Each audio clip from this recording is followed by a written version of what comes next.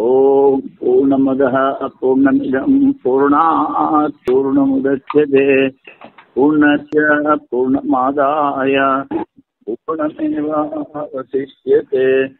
ఓం శాంతి శాంతి శాంతిః.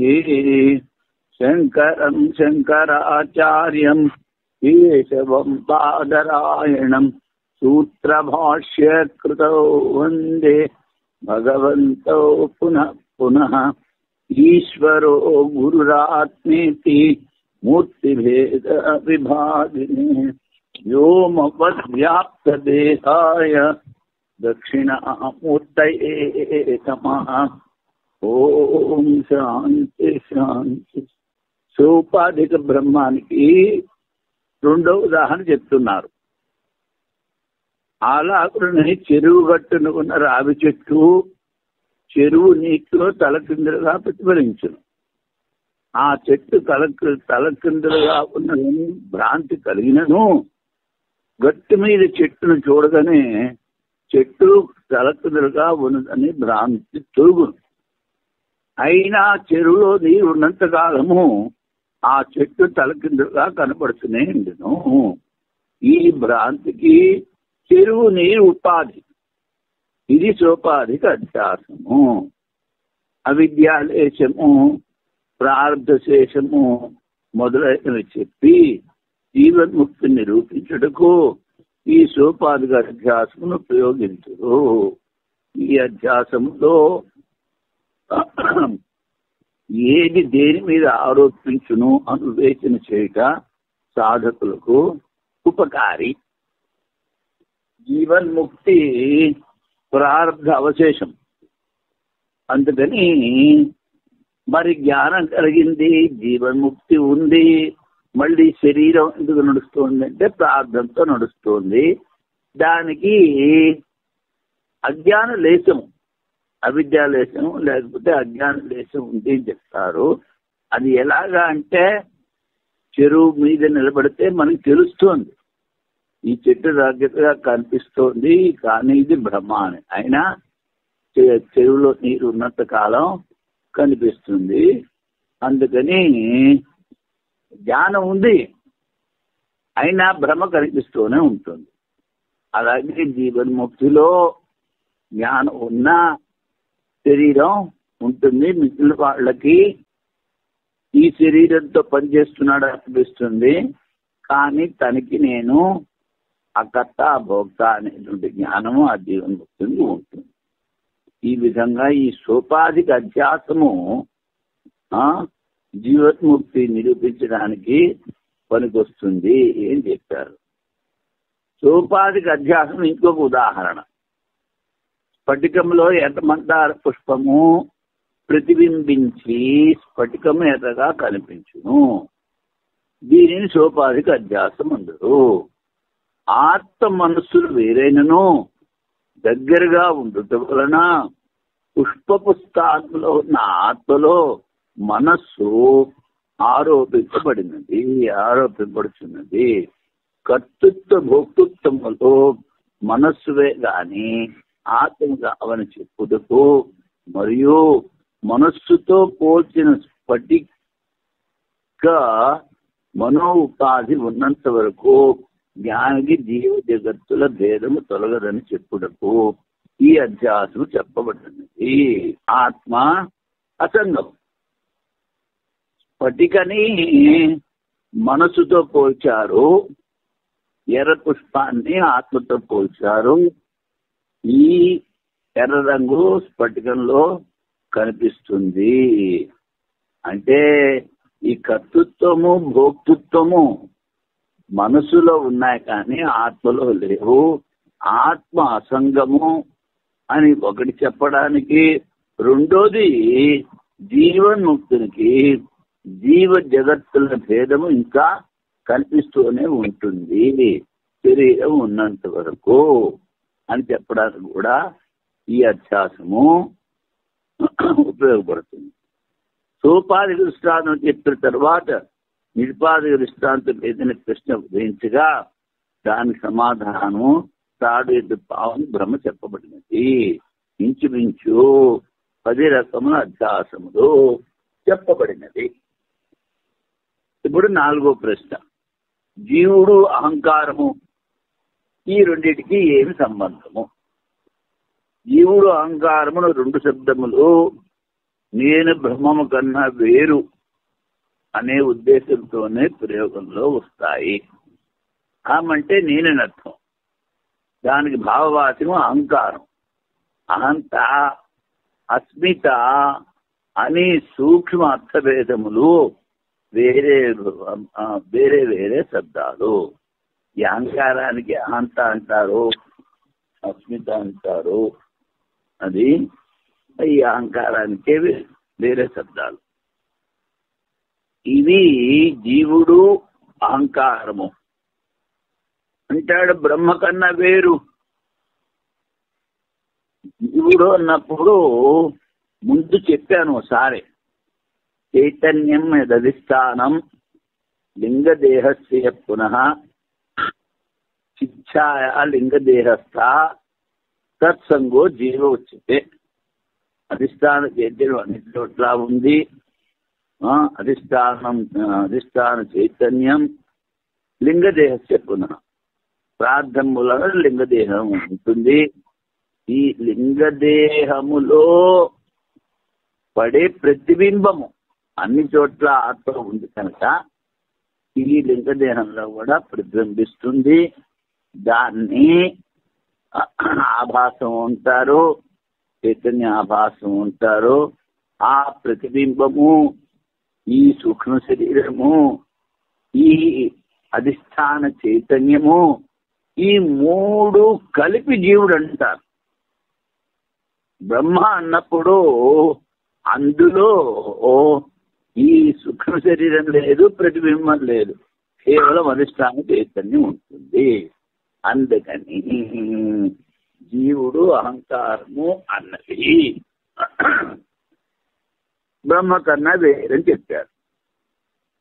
బ్రహ్మం ఒకటే చైతన్యం ఒకటి వలన ఆ బ్రహ్మము తప్ప వేరొకటి వాస్తవంగా లేకపోవడం చేత ఈ అహంకారాది శబ్దాలన్నీ బ్రహ్మ భిన్నమని సూచించుతున్నందున ఇవి జడ విభాగంలోకి వస్తాయి. అహంకారం ఎక్కడుంది? మనస్సులో ఉంది. మనస్సు అపంచీకృత పంచమహాభూతాల సూక్ష్మ అంశంతో చేయబడింది. భూతాలతో చేయబడింది కనుక మనస్సు కూడా జడము. అందుకని ఈ అహంకారం కూడా జడ విభాగంలోకి వస్తుంది అన్నాడు. జీవుడు చైతన్యం ఒకటి వలనను, నిజంగా బ్రహ్మ ఒకటి వలనను భ్రాంతి వల్ల జీవునిగా వ్యవహరిస్తున్నాడు. అజ్ఞానం మూలాన ఉన్నది ఒకటే చైతన్యము, అదే నేను, కానీ అజ్ఞానం కూడా నేను జీవుడు అంటూ ఉంటాడు. జీవుడు అహంకారము ఒకటే అర్థం సూచించున్నది.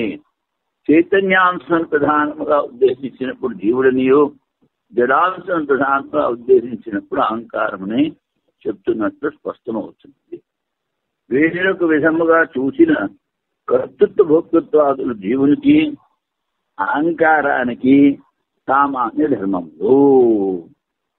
కర్తృత్వం భోక్తృత్వము జీవుడికి, అహంకారానికి సామాన్య ధర్మాలు. ధర్మి, ఈ శబ్దాలకు ధర్మి, ధర్మాస్యాస్తికి ధర్మి.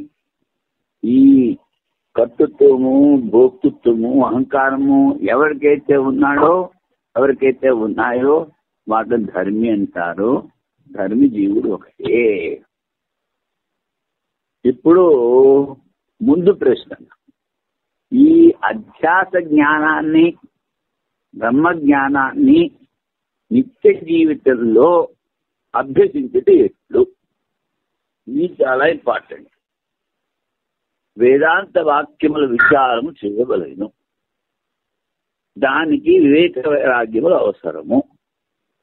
అవి చిత్తశుద్ధి లేనిచో దృఢపడవు. చిత్తశుద్ధి కొరకు ఉపాసన మరియు నిష్కామ కర్మయోగము చేయవలెను. దానికి స్వధర్మాచరణము ముఖ్యము.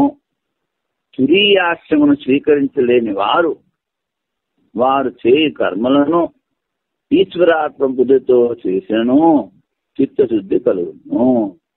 ఈశ్వరాత్మ బుద్ధి నిరహంకారత, కర్మఫల త్యాగము, సుఖదుఖాలందు సమర్థ భావము మరియు శాస్త్రములందు పరిపూర్ణ విశ్వాసము, ఈ 5 నియమములు కర్మయోగమునకు అత్యావశ్యకము. మొట్టమొదటిది ఈశ్వరాత్మ బుద్ధి.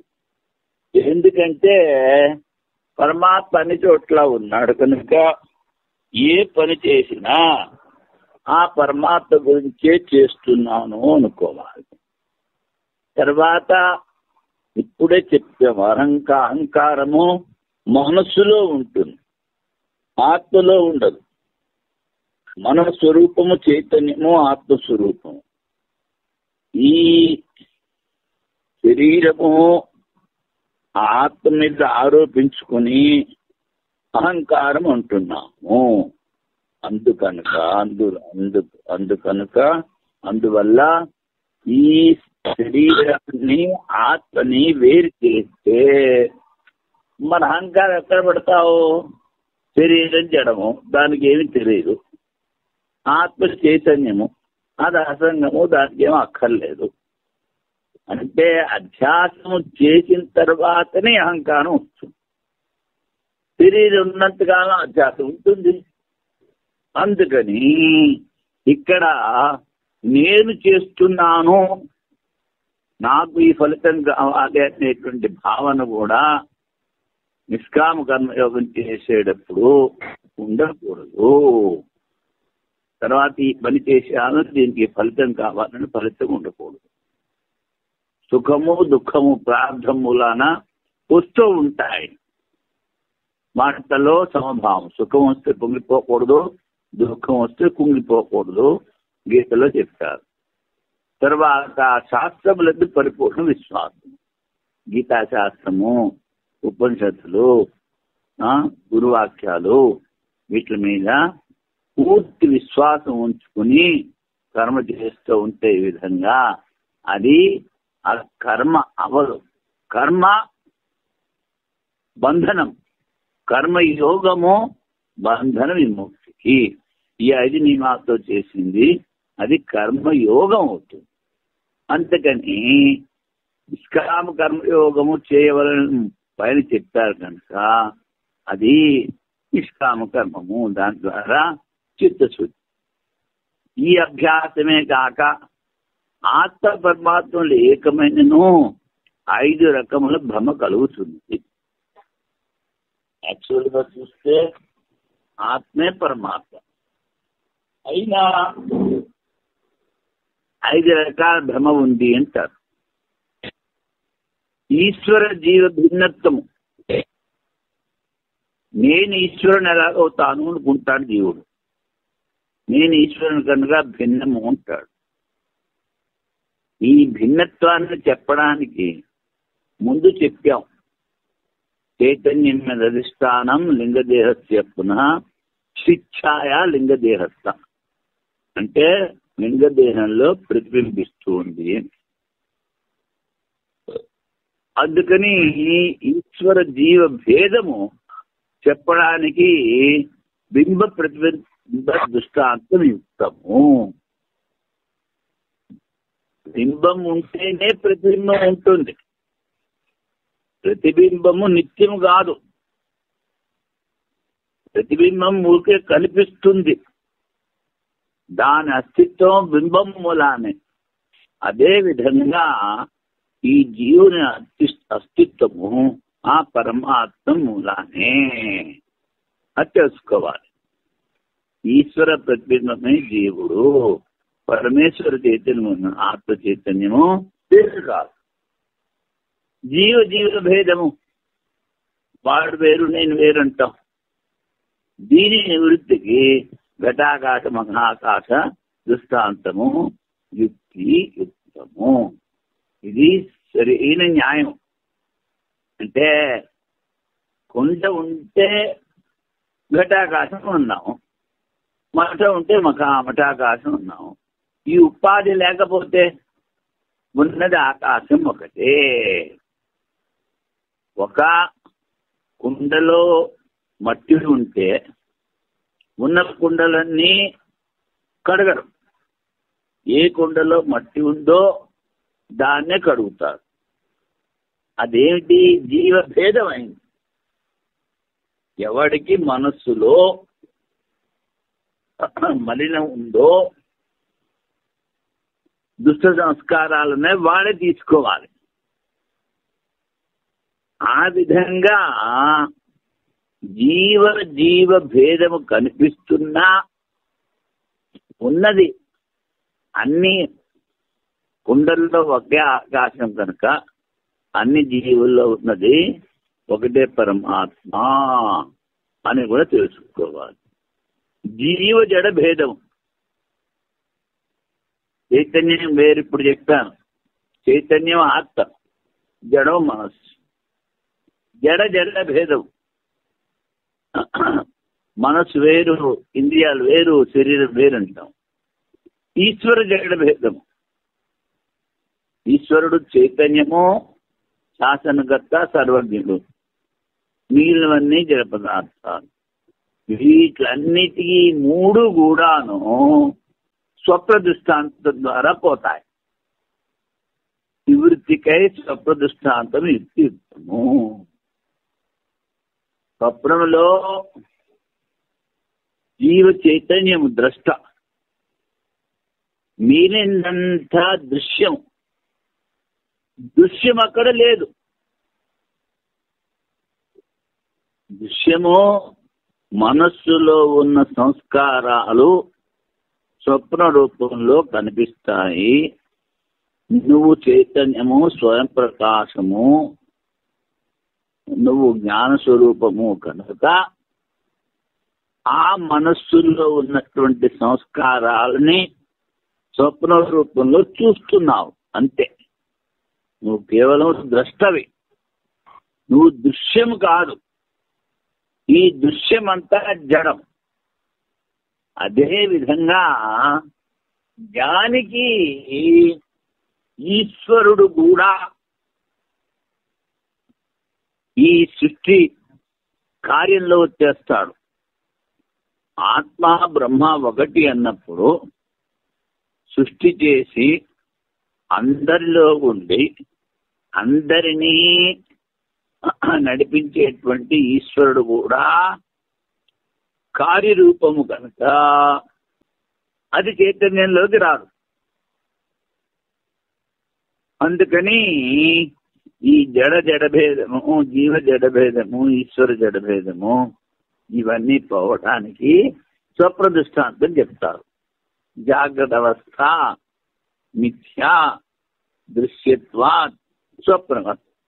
ఈ జాగ్రత్త అవస్థ భ్రమ, మిథ్యా లేదు.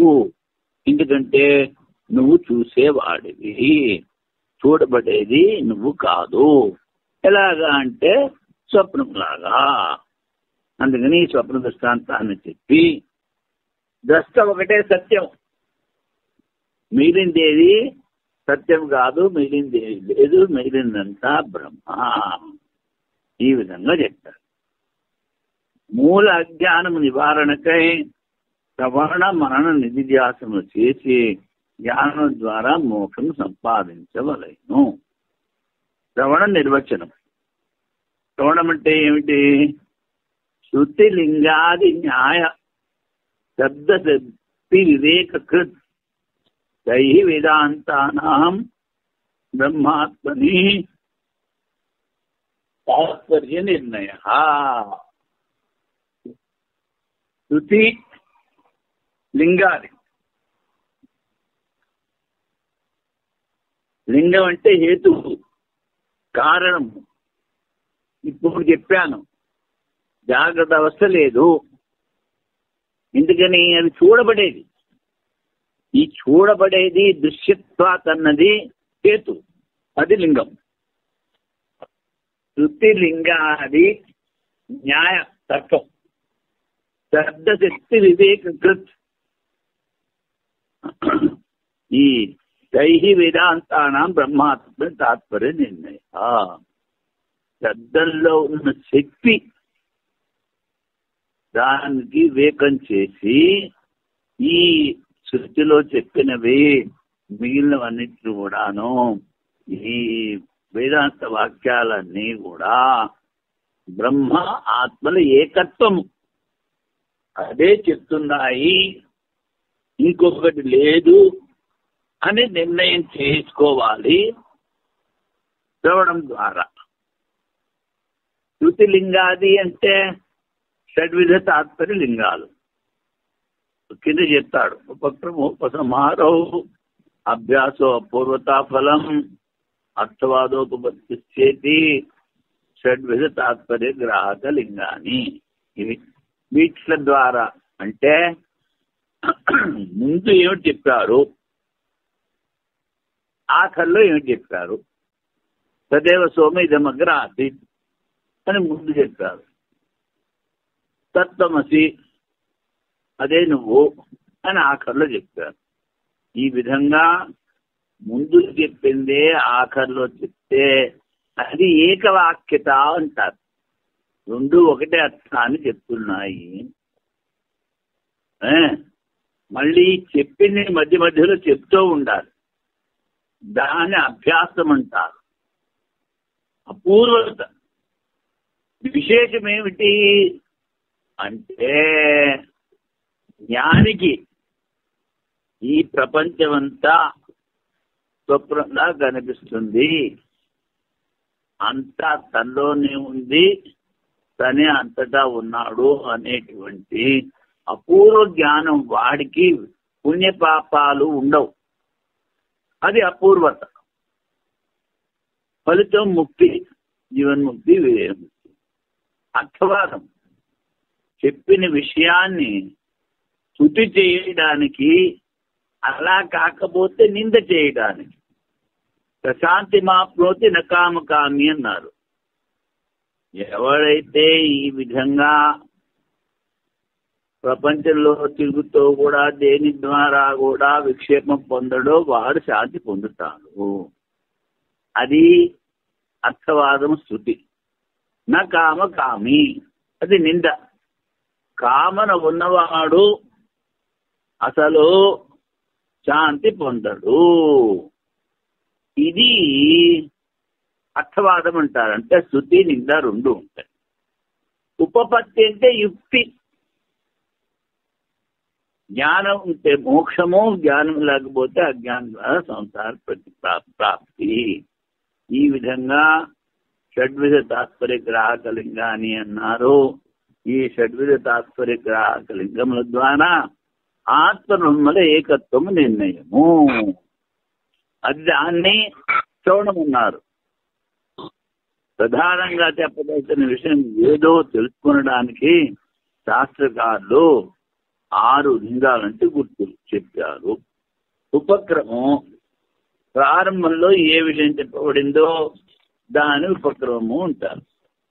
అదే ఆఖరిలో చెప్పాలి.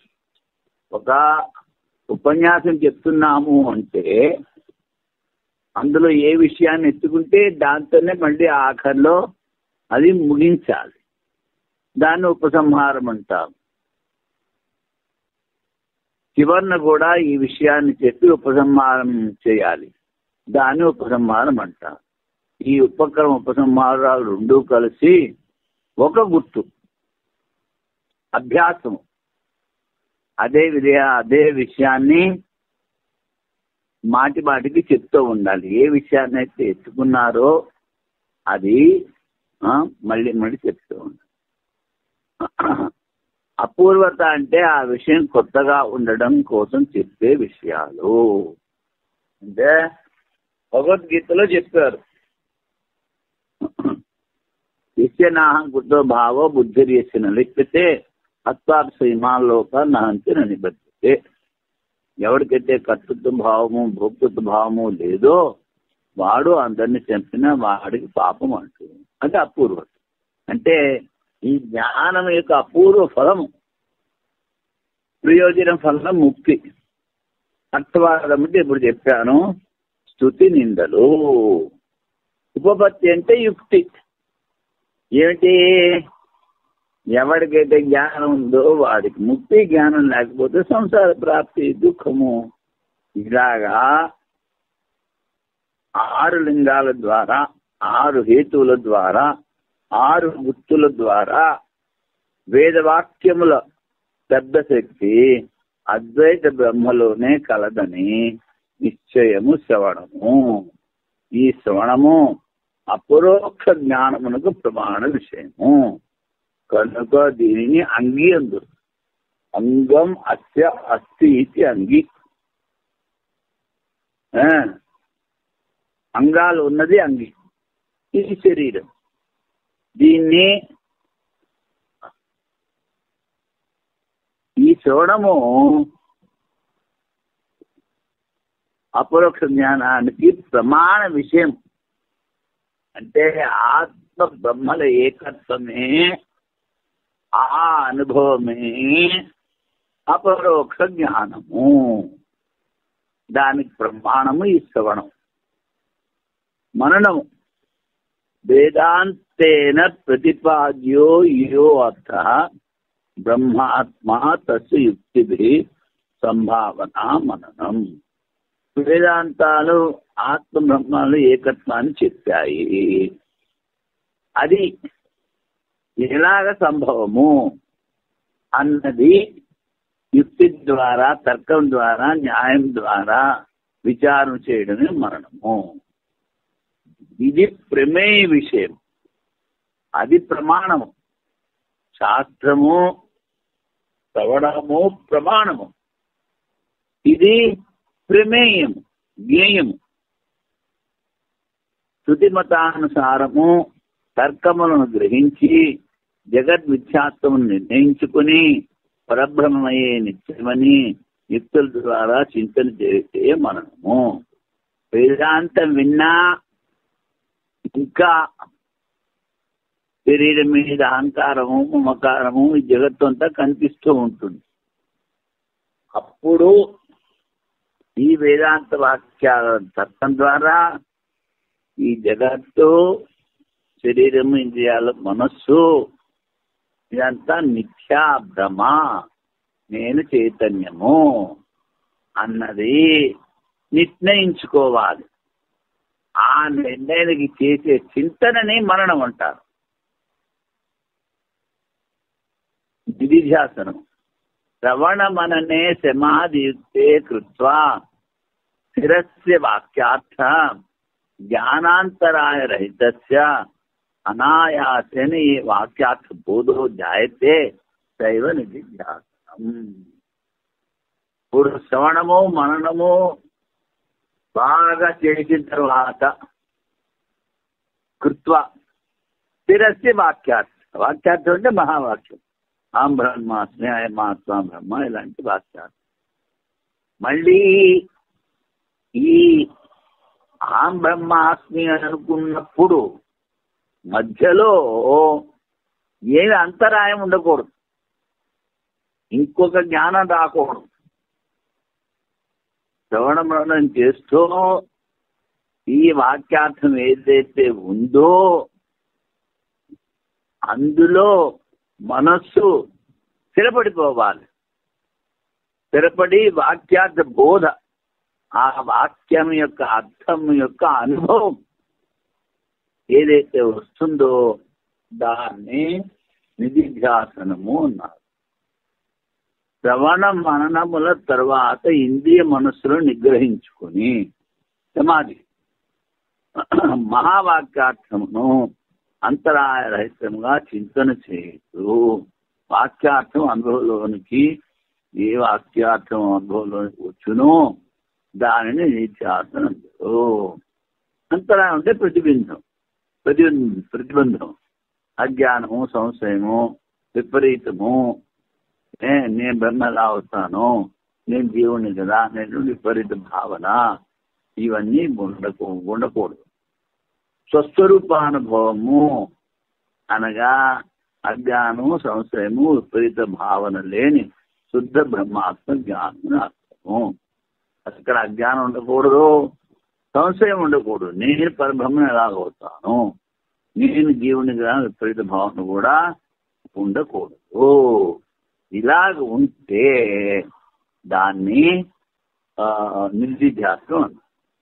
అది ఇప్పుడు ఈ జ్ఞాన యోగాన్ని గురించి చెప్తున్నారు. ఎందుకంటే స్థితే జ్ఞానాన్న ముక్తి, జ్ఞాని వాస్తవమర్థం, జ్ఞాని నా ఆత్మ, జ్ఞానవాన్ మాం ప్రపద్యతే, జ్ఞాని నన్ను పొందుతాడు అని చెప్తాడు.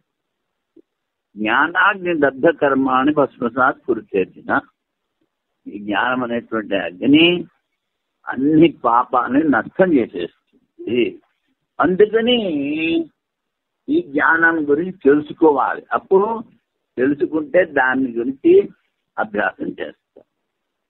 జ్ఞానం శాస్త్రత ఆచార్యత ఆత్మాది పదార్థానాం అవగమ, అవగతానాం ఇంద్రియాలు ఉపసంహారేణ ఏకాగ్రతయా స్వాత్మ సంవేదిత పాదనం యోగ.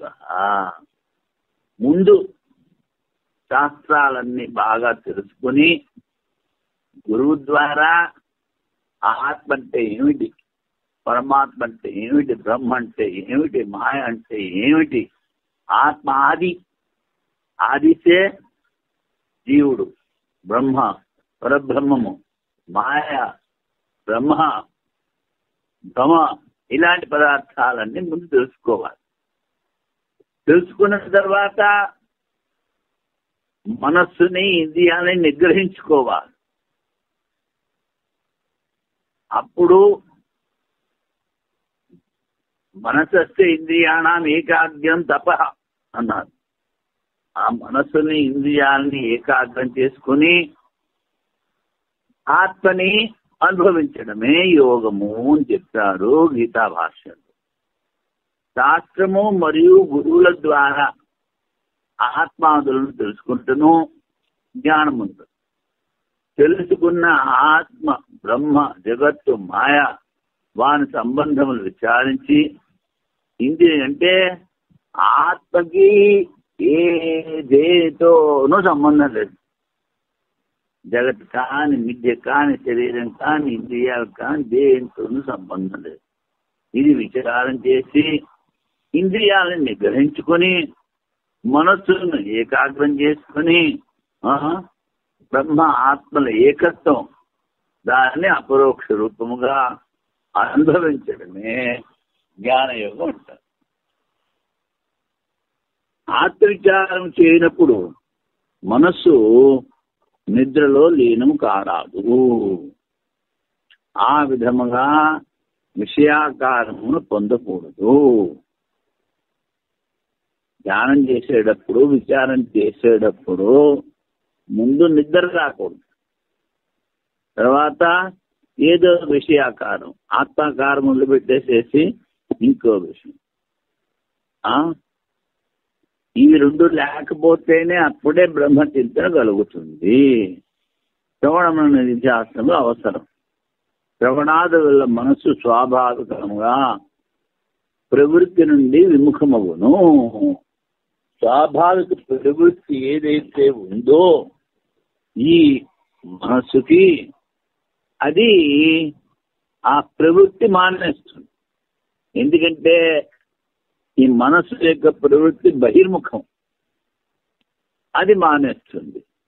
విముఖం. అద్దం ముందు ఒక వస్తువును ఉంచిన అది అద్దంలో ప్రతినించింది. అద్దం అంటే మనస్సు, వస్తువు అంటే విషయం. అదే అద్దం ముందు ఏ వస్తువు లేనిచో ఆ అద్దంలో వ్యాపకమైన ఆకాశం ప్రతిబింబించును. అదే విధముగా అనేక జన్మల సంస్కారములతో కూడిన మనస్సు ఏ విషయాకారమును పొందనిచో అది బ్రహ్మ వ్యాపకమవును. ఇప్పుడు మళ్ళీ సంశయం. జ్ఞాన నిష్ఠ కలిగిన వానికి పరమాత్మ యందు భావనా నిష్ఠ ఎట్లు కలుగును? జ్ఞానం తెలుసు, జ్ఞానాన్ని అభ్యాసం చేస్తున్నాడు, కానీ ఆ జ్ఞానంలోనే పూర్తి భావన ఎలాగొస్తుంది అంటాడు. అత్యంత నిర్మలత్వము, స్వచ్ఛము, సూక్ష్మము అయిన ఆత్మతో బుద్ధి సంగతమొకటి వలన ఆ బుద్ధి ఆత్మసమమైన నిర్మలత్వాదులను పొందును. ఆత్మ నిర్మలము, శుద్ధము, స్వచ్ఛము, సూక్ష్మము. అదేవిధంగా మనస్సుని స్వచ్ఛం చేసుకోవాలి, నిర్మలం చేసుకోవాలి, సూక్ష్మం చేసుకోవాలి. దృశ్యతే దగ్గరయా బుద్ధియా సూక్ష్మయా సూక్ష్మదర్శిపి అన్నారు కఠోపనిషత్తులు. సూక్ష్మమైన ఏకాగ్ర మనస్సుతో ఆత్మని గ్రహించగలవు. ఆత్మ చైతన్యాకారముగా మనస్సు అవును. అది బాహ్యాకార బుద్ధి భేద బుద్ధి నివృత్తిరేవా ఆత్మస్వరూపాలపన కారణం.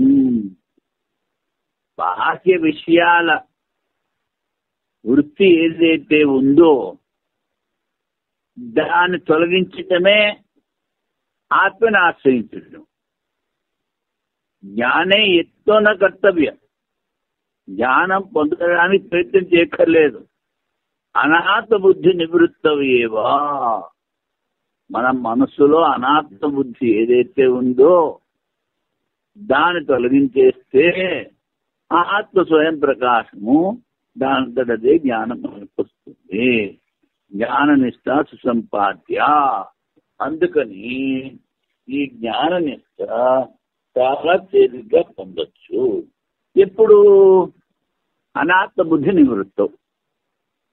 మన శరీరము, అహంకారము, మమకారము, విషయవాంఛలు ఇవన్నీ తీసేయాలి. మనస్సు దీర్ఘ ప్రయత్నం వలన బాహ్యాకారం పొందకుండా చేయటే ఆత్మస్వరూపాలను మనకు కారణము. జ్ఞానం ముందు మన ప్రయత్నం అవసరం లేదు. అనాత్మ బుద్ధిని నివారించవలేను. జ్ఞాన నిష్ట సుసంపాద్యము. అనాది అనంతో నైసర్గికో అధ్యాసో మిథ్యా ప్రత్యరూప కర్తృత్వ భోక్తృత్వ ప్రవర్తక సర్వలోక ప్రత్యక్ష అస్య అనర్థహేతు ప్రహాణాయ ఆత్మైకత్వ విద్యా ప్రతిపత్తే సర్వే వేదాంత ఆరభ్యంతే. బ్రహ్మసూత్రాలు ఎందుకు మొదలు పెడుతున్నారంటే దాని సమాధానం అనాది. ఇది ఇప్పటిది కాదు. ఈ అధ్యాసం అనాది, అనంతం. నైసర్గిక అంటే స్వాభావికం. ఇది బ్రహ్మజ్ఞాన రూపము. ఏమిటి? కర్తృత్వము, భోక్తృత్వము, ప్రవర్తకము, సర్వలోక ప్రత్యక్షము. ఈ ప్రవృత్తి కర్తృత్వం, భోక్తృత్వము అందరికీ ప్రత్యక్షమే. ఇది అనర్థము. జన్మ నుంచి మృత్యు, మృత్యు నుంచి జన్మ. జాతస్తే ధ్రువ మృత్యు, ధ్రువం జన్మ మృత్యు. దాన్ని తొలగించుకోవడానికి ప్రహాణాయ ఆత్మైకత్వ విద్యా ప్రతిపత్తి. ఆత్మ పరమాత్మ ఏకత్వ జ్ఞానాన్ని పొందడానికే ఈ వేదాంత వాక్యాలన్నీ మొదలు పెడుతున్నాము. ఈ బ్రహ్మసూత్రాలు కూడా అందుకునే మొదలు పెడుతున్నాం. ప్రవాహ రూపములో అనాదిగా వచ్చు ఈ అధ్యాస స్వాభావికం. అధ్యాస తత్వజ్ఞానం వలనే నశించింది. దీని స్వరూపం మాయ వల్ల కనిపించక వేరే వస్తువుగా కనిపించుతున్నది. దాన్నే నిశ్చితందరు. ఇదే ఈ కార్యప్రపంచము. అదే ఈ కర్తృత్వ భోక్తృత్వ ప్రవర్తకము.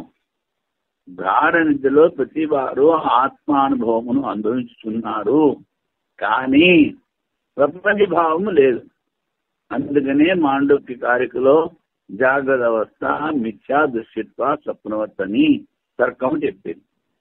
ఏ విధముగా స్వప్నమును చూసేది లేదు అని జాగ్రత్తగా చెప్పును, అదే విధముగా ఈ జాగ్రత్తను చూసి దృక్స్వరూపునికి దృశ్య ప్రపంచం లేదు. ద్రష్టకి దృశ్యము లేదు. ద్రష్ట దృశ్యము కాదు, దృశ్య ద్రష్టము కాదు, ద్రష్ట కాదు. ఇది సర్వలోక ప్రత్యక్షం. ఈ కర్తృత్వాది అధ్యాసమే అనర్థ కారణము. ఈ అనర్థకారం నివారించడుకో ఆత్మైక జ్ఞానం పొందుటకు వేదాంతమును ఉపనిషత్ వాక్యముల ద్వారా శ్రవణమును అధ్యాసము చేయుటకు ఈ బ్రహ్మసూత్రములో ఆరంభించేది. శ్రవణంతో కూడిన విచారము ఐక్యబోధకు తోడ్పడను. శ్రవణం చేసి వదిలిపెట్టేయకూడదు, తర్వాత మననం చేస్తూ ఉండాలి. నిజంగా చెప్పవలనైనా ప్రతి ఒక్కరూ ప్రతిరోజు బ్రహ్మములో ప్రవేశించుతున్నారు. అందుకనే అహరహ బ్రహ్మ గమయతి అనేది. గాఢ నిద్రలో ఆత్మానందం అనుభవించి నిద్ర లేవగానే పూర్వవాసనను అనుసరించి ప్రాపంచిక వ్యవహారాల్లో చిక్కుకుంటున్నారు. దీనికి 3 ఉదాహరణలు. ఉన్నది ఒకటే బ్రహ్మరూపమైన ఆత్మ అని చెప్పుడుకు సాధారణంగా వర్షాకాలంలో మనము రహదారిపై వెళుతున్నప్పుడు నీటి గుంటల్లో ప్రతిబింబించిన సర్వవ్యాపకమైన ఆకాశం చూసినట్లే ఉన్న ఒకే ఆత్మలో కర్మ వల్ల మనస్సు ఏర్పడుతున్నది. ఈ ఏర్పడిన మనస్సులో ఆత్మ ప్రతిబింబించు. శాస్త్ర దృష్టిలో చూసిన గాఢ నిద్ర ఎందు 3 వస్తువులు ఒప్పుకొనమను. మొదటి అధిష్టాన రూపంలో ఆత్మ చైతన్యము, రెండవది ప్రాతిభాసిక చైతన్యము, ప్రతిబింబించే చైతన్యము, మూడవది అజ్ఞాన వృత్తి. ఈ 3 ఒప్పుకోవాలి. ఉపనిషత్తులో చెప్పినట్లు నిద్రలో తథా సౌమ్య తథా సంపన్నం భవతి. తదాత్మతో ఒకటైనను జాగ్రత్త అవస్థలో అనుభవమునకు వచ్చుట లేదు. దీనికి ఉదాహరణ దీపం. దీపమును వెలిగించి దాని మీద చిమ్మిని ఉంచి దీపం దగ్గర కూర్చునిచో దీపం యొక్క వెలుతురు వేడి అనుభవంలోకి వచ్చింది. కానీ దీపశిఖను ముట్టుకొనలేదు. అట్లే చిమ్ని స్థానంలోనున్న అజ్ఞాన వృత్తి బ్రహ్మ నుండి జీవ చైతన్యము వేరు చేయుచున్నది. అలాగే పెద్ద పాత్రలో చల్లని నీరు పోసి దానిలో వెడి నీరు పోసిన సీసాను దారంతో కొట్టి వదిలిన సీసాలో వేడి నీళ్లు, దాన్ని దారంతో కట్టాలి. పెద్ద పాత్రలో చల్లని నీళ్ళు, సీసాలో ఉన్న నీరు చల్లబడమే కానీ సీసాలో నీరు పాత్రలో కానీ పాత్రలో నీరు సీసాలో కానీ రాదు. దారంతో సీసాను వేరు చేయవచ్చు. ఈ దారమే ఇచ్చా కోరికలో తృష్ణ వంటివి. దీనినే కామమందులు. నిద్రలో శరీర ఇంద్రియ మనస్సులు పనిచేయకపోయినను ఆత్మ ద్వారా సుఖానుభవం కలుగుతున్నది. జాగ్రత్త అవస్థలో ఆత్మానుభవం కుంటిపడి శరీర ఇంద్రియ మనస్సుల అనుభవమే సుఖ దుఃఖ రూపంగా పొందుతున్నారు. అందుకనే ప్రతి వారు పరమాత్మను చూడలేదని చెప్తున్నారు. అది సరికాదు. ఆత్మరూపంలో ఉన్న పరమాత్మను ప్రతిరోజు అనుభవించుతున్నారు. ఇంకా స్పష్టంగా అంధకారంలో నిద్రించిన వ్యక్తి స్వప్నంలో ప్రకాశం చూస్తున్నాడు. అది ఆత్మ ప్రకాశమే కానీ వేరు కాదు. మనస్సును ఏకాగ్రం చేసి వేదాంత వాక్యముల ద్వారా బ్రహ్మ విచారం చేయుటే జ్ఞాన మార్గము. ఈ జ్ఞానము అంతరంగ సాధనలో శ్రద్ధా సమాధులు మరియు శ్రవణములను నిధించాసనములు. ఓం పూర్ణమదః పూర్ణమిదం పూర్ణాత్ పూర్ణముదచ్యతే పూర్ణస్య పూర్ణమాదాయ పూర్ణమేవావశిష్యతే. ఓం శాంతి శాంతి శాంతి.